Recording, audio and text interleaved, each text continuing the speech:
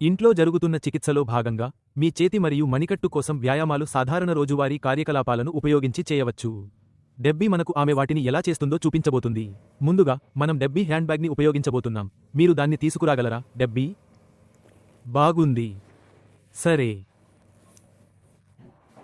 డెబ్బీ యొక్క ఎడమ చేయి స్ట్రోక్ కారణంగా ప్రభావితమైంది, కాబట్టి నేను డెబ్బీని ఆమె చేయిని పైకి తీసుకురావాలని మరియు ఆమె బ్యాగ్పై జిప్ తెరవగలదా అని అడగబోతున్నాను.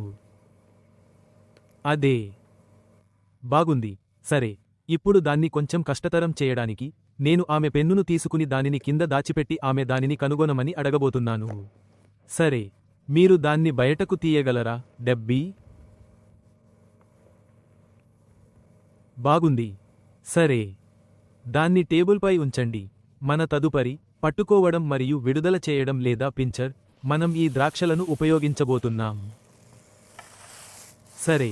కాబట్టి నేను వాటిని డెబ్బీ ముందు ఉంచుతాను. మీరు మీ చేయిని అక్కడ టేబుల్పై విశ్రాంతి తీసుకోవచ్చా డెబ్బీ? వాటిని అక్కడ ఉంచండి. మీరు ఒక ద్రాక్షను తీసుకోగలరా చూడండి.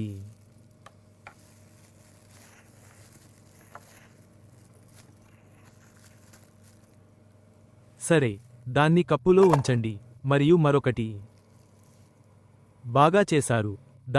అద్భుతం. ఇప్పుడు మీరు మరొక దానిని పట్టుకోగలరా చూడండి. కాబట్టి డెబ్బీ తన వేళ్లను తెరవగలగాలి, ద్రాక్షపై సరిపడా పట్టును ఉంచాలి మరియు దాన్ని కప్పులో ఉంచాలి. బాగా చేశారు. ఇంట్లో ప్రజలు సాధన చేయగల మరొక మంచి కార్యకలాపం. ఇది మీ పట్టును మరియు మీ మణికట్టు కదలికలను సహాయపడుతుంది. బాటిలలపై మూతలను పెట్టడం మరియు తీసివేయడం. దాన్ని చేయడానికి 2 చేతులు అవసరం కాబట్టి బాటిల్ను తీసుకుని దానిని మీ కాళ్ల మధ్య ఉంచడం మంచిది, తద్వారా అది స్థిరపడుతుంది. అప్పుడు మీరు మూతను తీసివేసి మీ చేతి వ్యాయామాలను ఒకేసారి సాధన చేయవచ్చు.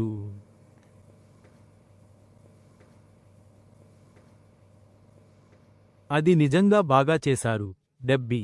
మీరు ఇంట్లో చేయగల మరెన్నో వ్యాయామాలు ఉండవచ్చు.